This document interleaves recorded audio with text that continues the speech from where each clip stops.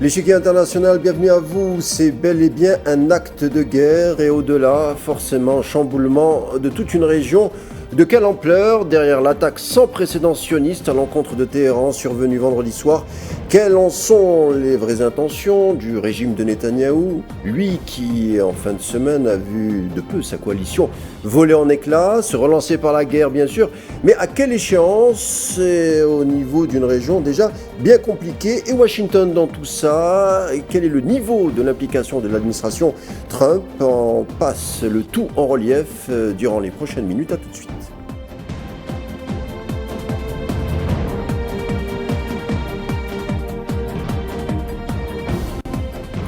L'attaque sioniste de vendredi soir est inédite, mais finalement l'Iran n'a pas tardé à riposter avec 150 missiles. En tout cas, Téhéran se considère désormais en guerre. Jusqu'où ira l'escalade? Pour en parler avec moi sur le plateau déjà, Kamel Mansari, journaliste et directeur de publication du Jeune Indépendant.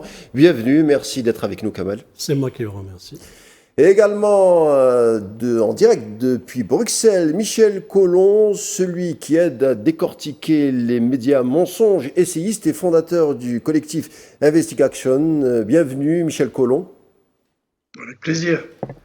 Alors je commence par vous, Kamel Mansari. On a vu l'attaque sioniste est inédite vu son ampleur. Cette fois la visée des civils comparée à l'attaque d'il y a quelques semaines. On dénombre cette fois-ci 80 morts civils iraniens. La chaîne décisionnelle a été complètement chamboulée. La chaîne décisionnelle de l'armée, des gardiens de la révolution et de l'armée aussi iranienne. On parle également de l'élimination de certains scientifiques de haut niveau. Pourtant, au téléphone tout à l'heure, vous m'avez dit qu'il y avait des signes avant-coureurs émanant de certains diplomates qui parlaient d'une attaque imminente. Comment vous expliquez, alors de prime abord, cette opération malgré justement ce faisceau d'indices ? Alors, il y a beaucoup d'indices, bien évidemment, et beaucoup d'informations qui corroborent cette éventualité. D'abord parce qu'il y avait déjà la réunion de l'AIEA qui a donné lieu à une résolution anti-iranienne, politique, bien évidemment, qui justement a été l'excuse utilisée par Israël pour attaquer et mener son opération, ses attaques, son agression contre l'Iran. Donc il y a cet aspect-là. Le deuxième aspect, c'est que la région déjà était en ébullition. Il y avait déclaration des préalables. On a entendu déjà Trump qui dire jeudi dernier, c'est-à-dire 6 heures avant l'attaque, que l'attaque n'était pas imminente, mais en fin de compte, il a reconnu après qu'il était au courant de cette attaque, et en plus, il est allé encore plus loin en affirmant qu'il a donné son feu vert, c'est-à-dire que l'attaque s'est déroulée grâce au feu vert américain. Ceci pour vous dire qu'en réalité, c'est une guerre menée par les États-Unis et non pas par l'armée sioniste. Donc on est face à une guerre qui a commencé, certes, de par ses frappes et de son implication, le dégât mené ou perpétré contre l'Iran, il y a une réalité qui existe depuis des années, disons-le, depuis 1979, lorsque le jour où le régime islamique s'est installé à Téhéran, les Américains ont fait en sorte à ce que leur objectif essentiel était de faire tomber ce régime par tous les moyens. Donc c'est une vision, c'est un objectif qui est très vieux, qui dure depuis 45 ans. Cela signifie que les Iraniens sont en train de lutter et de combattre depuis 45 ans, d'abord les Américains ont utilisé la guerre de l'Irak, donc ils ont utilisé les Irakiens pour les affaiblir.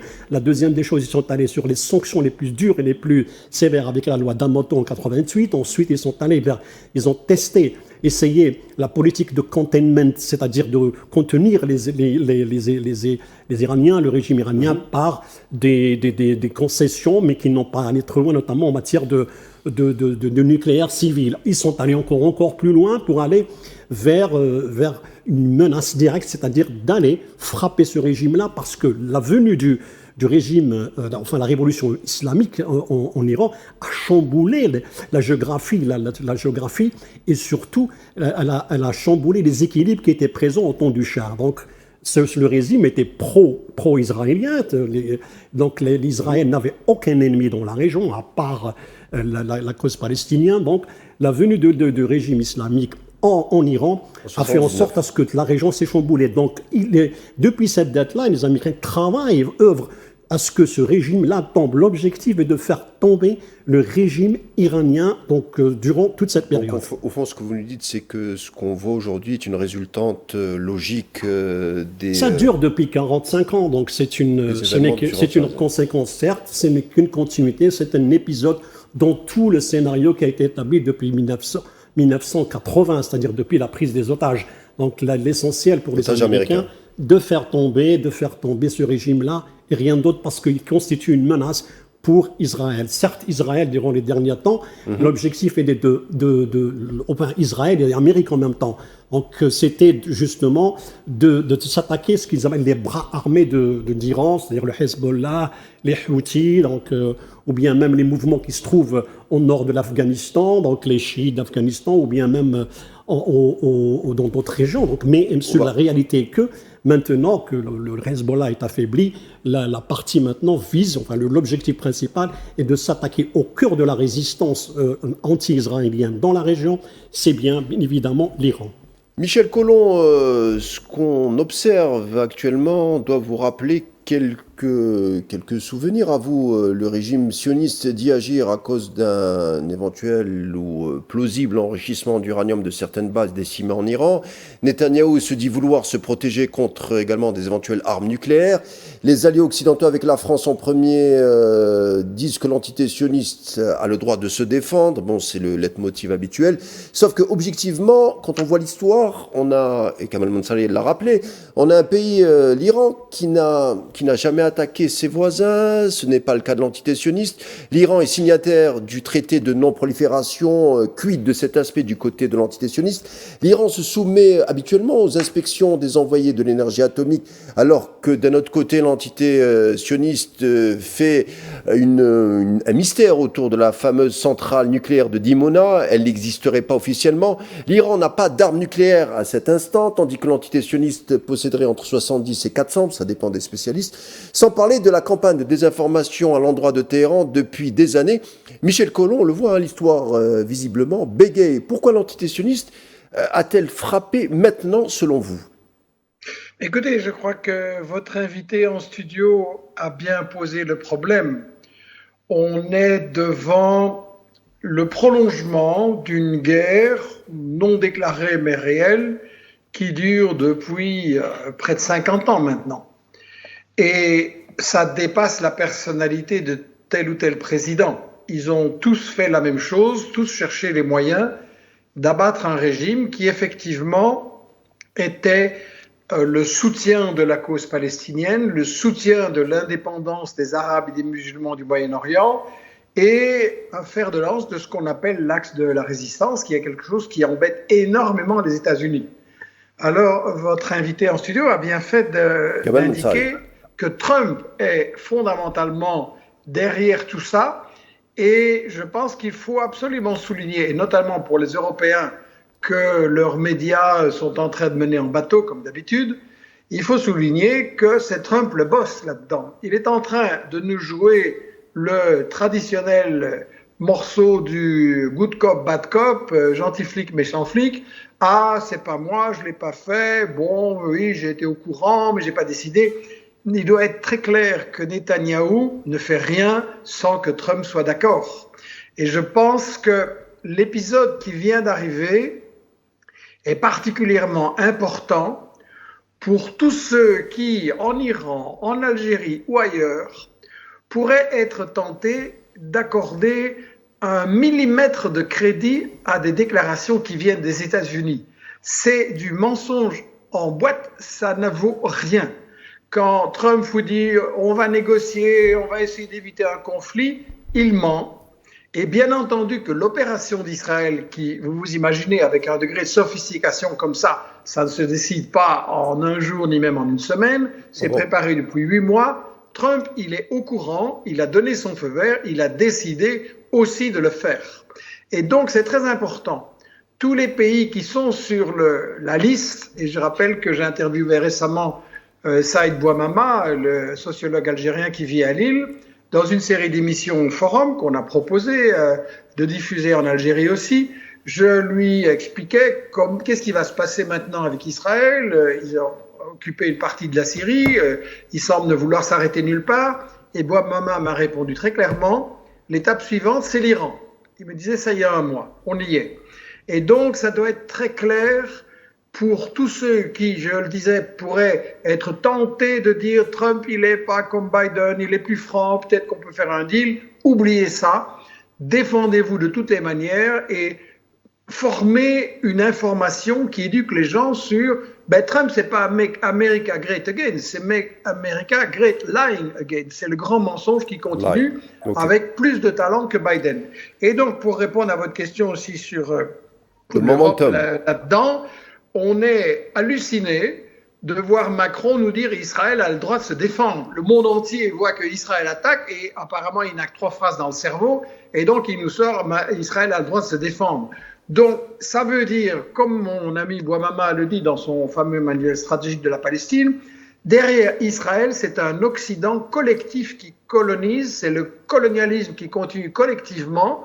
Non seulement Trump, non seulement Macron, Starmer, Merz, ils sont tous derrière ce que fait Netanyahou. Et bon, on a demain une grande manifestation à Bruxelles. J'espère qu'il y aura plus de 100 000 personnes. C'est vraiment nécessaire parce que c'est hallucinant le degré de crime qu'on nous oblige à avaler. Alors Michel Collomb, vous avez mis le doigt sur un point important, vous avez parlé de la sophistication de l'opération. Justement, il y a une question qui nous brûle les lèvres. L'opération sioniste, on le rappelle, de vendredi débute à 3h30 du matin, heure régionale bien sûr. On parle de 200 avions à peu près de combat qui ont décollé de plusieurs bases. Des territoires occupés jusqu'à la frontière iranienne il y a environ 1700-1800 km. C'est une opération de grande ampleur, sophistiquée, minutieuse. Sans parler, on parle des opérations sans doute de sabotage sur le sol, d'après la presse spécialisée. Alors, Kamal Mounsari, qui a épaulé donc l'entité sioniste dans cette fameuse percée, même si Michel Collomb a donné un début de réponse, en parlant des Américains? Oui, ce sont les Américains. La réponse est claire. Elle a été déjà révélée, donc pas plus tard qu'hier soir. Donc on savait pertinemment qui a été derrière l'opération en elle-même. Donc il y a les Américains, bien évidemment. Et vous avez évoqué l'aviation, donc il est impossible pour des avions d'aller parcourir toute cette distance-là sans appui, sans approvisionnement. Donc on a vu comment des 2 avions qui étaient chargés de l'approvisionnement au fuel ont décollé de la base de Syria au Qatar, donc il faut dire.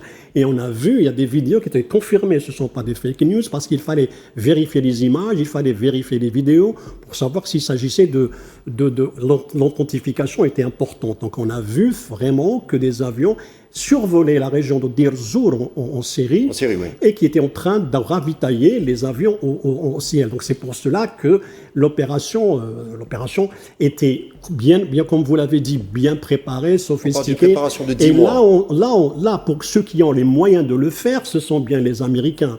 Donc comme je vous l'ai dit au départ, il s'agit d'une guerre proprement américaine. L'armée israélienne n'est que le bras armé, ou si vous voulez, une partie du bras armé global qui se trouve dans la région. On a les Britanniques qui sont installés à Chypre, qui travaillent à distance avec les Israéliens. On a les Allemands. On vient de découvrir aujourd'hui que les Français et les Italiens sont impliqués. Donc on voit que franchement, il y a au moins une dizaine de pays constants qui ont, depuis le 8 octobre 2023, sont présents dans la région, participent au massacre des Palestiniens, comme ils participent aux attaques et toutes les opérations militaires qui se déroulent dans la région, notamment en Iran. Pardonnez-moi, Kamal Mounsari, on parle du renseignement occidental et on parle du renseignement du Mossad. Comment ça se fait que les Iraniens n'ont pas ouï dire de ces préparatifs, puisqu'on parle d'une préparation de 10 mois? Comment vous l'expliquez? Parler de 10 mois, on ne sait pas, peut-être plus. En tout cas, d'une longue période. Peu importe, mais sachez que c'est un pays l'Iran est un pays qui est sous sanction, qui est affaibli économiquement, en dépit du fait qu'il a une volonté de se maintenir. C'est une superficie énorme. Regardez le modus operandi qui s'est opéré en Ukraine. La même méthodologie à l'intérieur de la Russie, une opération d'attaque contre les aéroports stratégiques, notamment les avions porteurs de missiles balistiques, ont été ciblés à l'intérieur de la Russie. La Russie, ce n'est pas n'importe quel pays. Donc l'opération de telle ampleur et de telle sophistication ne peut se faire que par des pays qui en ont les capacités. Alors, nous savons que ni les Ukrainiens ni les Israéliens n'ont cette capacité. Donc il faut regarder derrière ça. C'est pour ça qu'on dit, on le sait, que ce sont les Américains qui sont en train de faire le travail en se cachant derrière Israël. Bien évidemment, aujourd'hui, on sait que les Iraniens ont riposté, ils ont les moyens de riposter par les missiles, mais ils n'ont pas les moyens d'utiliser l'aviation comme l'ont fait les Israéliens. Donc nous sommes vers un schéma de déséquilibre en matière d'armement, sans parler du fait que tout le renseignement occidental est à côté des Israéliens. C'est le même renseignement qui a été utilisé pour justement attaquer le Hezbollah, pour attaquer pour assassinat pour le Ismail Haniyeh en Iran, à Téhéran. Donc tout ça, donc on voit que c'est un conglomérat, une coalition de plusieurs pays qui sont en train de ça piste combattre. de dire que c'est une guerre occidentale. Occidentale, bien évidemment. Écoutez, regardez simplement les prises de position de l'Union européenne. Enfin, je veux dire, les pays actuellement, vous voyez, et si on réécoute ce qu'a dit Trump, on est sidéré lorsqu'il a dit que c'était une bonne chose et que c'est une bonne chose. Cette attaque, cette agression est une bonne chose pour l'économie. Opération. Oui, pour l'économie mondiale. Mais voyez-vous, et je suis d'accord avec Michel Collomb lorsqu'il parle de mensonges. Je vais vous citer les exemples de mensonges. C'est-à-dire que le mensonge est devenu le modus operandi de Trump. Or, en 2016, lorsqu'il a déchiré, il a dit officiellement, je ne reconnais pas l'accord nucléaire. En 2016, il a dit, j'attends un appel des autorités iraniennes pour discuter des nouveaux deals. Alors, comme les Iraniens l'ont humilié, il est resté sur cette vengeance qu'il voulait l'avoir. Donc, il revient en 2024 avec cette même logique, celle de mentir. La première fois. Et le mensonge ne s'est pas limité aux Iraniens. Rappelez-vous ce qui s'est passé avec l'otage Alexandre Hayden lorsqu'il a été libéré. Il avait bien dit que nous allons faire en sorte à ce que la guerre va se terminer, nous allons accorder des aides humanitaires. Mais qu'est-ce qu'on a vu? On a vu la création d'une fondation humanitaire dirigée par un évangéliste américain, John Moore, qui est proche de Trump oui. Anti-palestinien et en plus anti-musulman, et le pire dans tout ça, qu'il est anti-chinois. Donc nous avons un petit peu le type de mensonge qui est véhiculé par l'administration américaine. Autre chose, et je termine pour laisser la parole à votre invité, c'est le fait que lorsqu'on a commencé à discuter des négociations pour les Palestiniens, qu'est-ce qu'on a eu? Il a fait croire, et c'est là où je rejoins Michel Collomb, dans le sens où des pays ont cru qu'il y a une scission entre Trump et Netanyahou. C'est ce qu'on a dit, effectivement. Non, c'était vraiment... On vendait de l'illusion. Ceux qui ont cru ça, ils l'ont médiatisé ou ils l'ont fait répandre, c'était des gens ou des États qui étaient en train de vendre des illusions. Il n'y a aucun désaccord entre Netanyahou et Trump. La preuve, Trump a pris ce qu'il a pris des pays qu'il a visités au Golfe, et aujourd'hui on voit le résultat.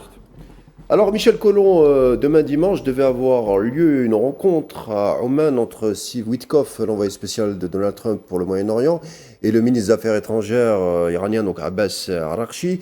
C'était pour parler indirect, on le rappelle, entamé depuis avril. Avec cette attaque, tout est gelé pour des années. Kamal Mansouri nous disait que tout ceci était cousu de fil blanc. Mais l'Iran, avec cette attaque, va devoir aller vers le nucléaire militaire, elle et d'autres pays, puisque apparemment c'est ce qui sanctuarise le pays. Écoutez, il y a beaucoup de questions qui se posent, et vous imaginez qu'avec mes amis, on discute, on a des hypothèses sur tout ça, et il ne faut pas se précipiter de donner des réponses qui risquent d'être démenties. Il y a plusieurs points à relever. Effectivement, certains disent Netanyahou a attaqué parce que justement l'Iran avait décidé on ne peut pas faire confiance, il va falloir qu'on se dote de l'arme nucléaire pour pouvoir se défendre. D'autres disent il y a eu une illusion, un excès de confiance dans les promesses de Trump, et c'est quand même étonnant qu'au moment où Israël menace d'attaquer l'Iran, les gens qui ont été ciblés dormaient chez eux, dans leur appartement, dans leur lit, alors qu'on est dans un tel moment de tension. D'autres disent la défense anti-aérienne en Iran a été sabotée avec des complicités, avec des drones, le même genre de coup que ce qui a été fait en Ukraine. Donc, ça pose énormément de questions sur le comment, le pourquoi, sur les illusions qui peuvent exister dans tel ou tel pays sur oui, peut-être qu'on va pouvoir faire un deal avec Trump, il n'est pas comme Biden, etc. Je répète que le président des États-Unis est un employé, ce n'est pas le big boss. Il y a des forces derrière lui qui prennent des décisions à long terme. Et là, Trump, je le dis, il a son style de comédien, mais il faut le prendre pour ça. On ne peut pas faire confiance. Et donc, la question qui se pose surtout, c'est qu'est-ce que les pays qui sont les cibles, et ça concerne l'Iran, ça concerne l'Algérie, ça concerne toute une série d'autres pays qui sont en fait dans le collimateur des États-Unis et de ce que j'appelle l'Occident colonial collectif, qu'est-ce qu'ils vont faire pour justement renforcer leur indépendance, prendre leurs précautions, mobiliser pour être prêt à toutes les formes d'agression, parce que ça peut être des bombardements ici, ça peut être un coup d'État ou une déstabilisation ou des sabotages ailleurs. Ils ont toute une gamme d'événements. Et donc là, je pense que la réponse surtout à donner, elle est comment est-ce que nous construisons un axe de résistance dans l'information. Je le rappelle toujours, vous avez un rôle à jouer pour ouvrir les yeux des Européens qui sont bercés par un récit médiatique qui les coupe complètement du monde réel, qui leur cache les crimes qui sont commis en leur nom et avec leur argent. Et donc, pour moi, c'est là-dessus qu'il faut insister. Ce qui se passe ici, c'est la prolongation d'une guerre déclarée depuis longtemps, et c'est de ça qu'il faut éduquer les gens et qu'il faut leur faire prendre conscience partout. Kamel Mounsali, je vous laisse rebondir, mais avant, comment vous voyez les prochaines semaines concernant ce conflit, ou posé autrement, jusqu'où ira l'escalade selon vous? On voit que d'après les signes et d'après les déclarations des uns et des autres, on voit que ça va encore continuer. Donc on va pas vers la désescalade, mais au contraire, ça va être l'escalade. Pourquoi? Parce que ni l'Iran ne peut revenir en arrière, ni Israël, si vous voulez, parce que c'est déjà enclenché et programmé, prévu. Donc l'attaque, l'agression a bien fait comprendre aux analystes que c'est une guerre qui va durer. C'est une guerre, hein, on est en guerre. C'est une guerre qui va durer, oui, bien sûr. Je vous ai dit qu'il y avait c'est pas sporadique, c'est-à-dire ça va durer. C'est une guerre, mais les risques sont énormes, bien sûr. Maintenant, on va voir à quel prix Israël, enfin l'Occident est prêt à aller, parce que les États-Unis n'iront jamais directement en guerre, parce que le discours de Trump était « je suis contre la guerre », que ce soit en Iran, avec l'Iran ou bien notamment l'Ukraine. Il avait dit si j'étais aux commandes, jamais la guerre en Ukraine ne serait passée, parce que ça va être contraire à son discours électoral. Il était venu avec l'idée, il avait dit que je vais arrêter la guerre à Gaza, mais ce qu'il n'a pas fait, parce que comme c'est un menteur, qu'est-ce qu'il a fait? Il a envoyé Witkoff au début pour une petite pause, cessez-le-feu. Il a pris ce qu'il a pris, et puis il a déclaré, il a laissé la main libre à Netanyahou de décimer la population. Sinon, on l'a déplacé. Donc, il a le feu vert de Trump. La même chose, c'était pour l'Ukraine. Comme les Russes sont intelligents, ils savent depuis longtemps, ils l'ont dit, ils l'ont écrit, nous ne faisons pas confiance à Trump, en dépit du fait. Maintenant, qu'est-ce qu'il dit? Ah, j'ai pas réussi. Après 6 mois, il a dit, je vais la terminer en 1 mois. Après 6 mois, il n'a pas terminé la guerre en Ukraine. Qu'est-ce qu'il dit maintenant? Il dit, c'est pas ma guerre, c'était la guerre. Il se justifie en disant que c'est la guerre de Biden. Or, son discours au départ était fanfaronnade, était sûr de lui, il avait cette assurance qu'il allait tout faire, mais on voit que ce président-là, au contraire, il est en train d'attiser les tensions un peu partout, y compris, il essaye même de le faire avec la Chine. Alors pour les semaines à venir, l'Iran n'a aucun autre choix que de se défendre. Maintenant, est-ce que ça va aller au-delà des escarmouches directes, enfin des attaques directes entre Tel Aviv et Téhéran, ou bien ça va toucher toute la région, parce que si les Iraniens ferment le détroit d'Ormuz, par exemple, c'est une perte énorme pour l'économie mondiale. Et est-ce qu'elle va cibler les bases américaines qui se trouvent dans la région? Et là, ça va donner lieu à un scénario aux conséquences improbables. Michel Collomb, vous avez le mot de la fin en moins d'1 minute, s'il vous plaît. Comment vous voyez les prochaines semaines? Écoutez, je réponds toujours, je ne fais pas de pronostic, parce que je ne suis pas dans la tête de ces gens-là. Ils ont des informations que je n'ai pas, ils sont beaucoup plus au courant sur le plan militaire, par exemple, donc je ne suis pas un spécialiste. Et moi, je pense, comme vient de le dire votre interlocuteur, que les milieux néocons, les milieux militaristes aux États-Unis et en Europe sont en train de nous emmener vers la Troisième Guerre mondiale, qui quelque part a déjà commencé, mais dans des formes évidemment différentes des précédentes. Et donc, pas de pronostic comment ça va tourner. Mon seul pronostic, c'est un appel au peuple et aux citoyens. Battez-vous dans la bataille de l'information, démasquez Trump, comme vient de le dire mon collègue là sur votre plateau, démasquez Macron. Ces gens-là, ils sont en grande faiblesse. Vous savez, il y a la marche vers Gaza qui mobilise énormément de gens. Il y a les indignations pour le fait que Netanyahou et l'Occident font mourir des enfants de faim à Gaza et pour des crimes pareils. Donc, je ne fais pas de pronostic, je dis on se bat pour que la réalité soit connue, pour que les intérêts soient connus et pour qu'on impose la paix. Merci Michel Collomb, merci de cet échange, d'avoir nourri le débat. Je tiens à remercier également Kamal Mansari d'avoir été notre directeur de publication du Jeune Indépendant. Michel Collomb, je rappelle, journaliste, essayiste et fondateur d'Investigation. Merci à tous les deux, messieurs. L'échiquier international prend fin maintenant, mais on se retrouve demain, même heure et même chaîne. D'ici là, portez-vous bien et bonne soirée.